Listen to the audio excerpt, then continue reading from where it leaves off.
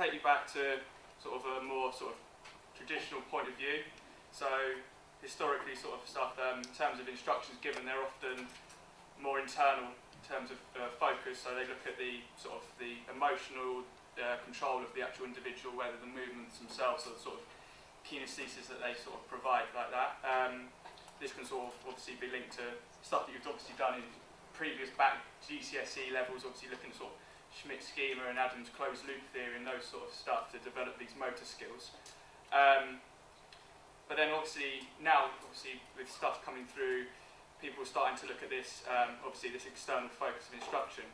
So now coaches are now basically placing this emphasis on instruction, or in sort of giving instruction through these sort of external factors. So looking more stuff at the environment, goal setting, and obviously objects that are putting influences on the actual game itself in sort of in a time and space.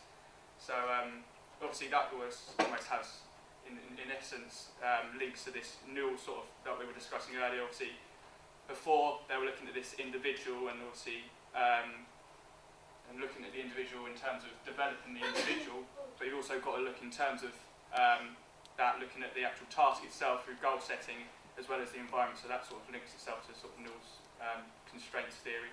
So also, obviously, this is almost puts a lot of emphasis on open skills. So you're looking at how it's being affected by the environment, because obviously if it was a closed skill, you wouldn't be affected by the environment and these external factors so much. So this places a lot of emphasis on being able to do these movements and do these actions in an open skill scenario.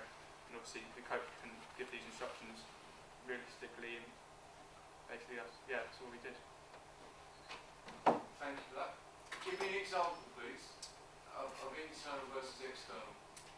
So an internal is obviously you'd be looking at specific movements. So obviously if I was looking at, obviously like I'll use an example, obviously football, you'd say, given instruction to play, I want you to start using the inside of your foot in order to get, because obviously to get the ball to the player, because it's the most effective and most efficient. And then obviously if we're doing external, obviously looking at, right guys, the ground's a bit slippy today, so I want you to take an extra touch if you need to, or release the ball, obviously depending on obviously the factors that are around you, whether it be windy or anything like that, or rainy or stuff like that.